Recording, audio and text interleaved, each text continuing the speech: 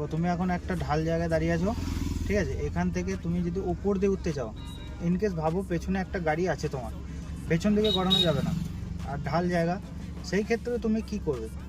সেই ক্ষেত্রে তোমার করতে গেলে দেখো এখন তোমার দুটো পাই ধরা আছে, যেমন ক্লাচও ধরা আছে, ব্রেকও ধরা আছে।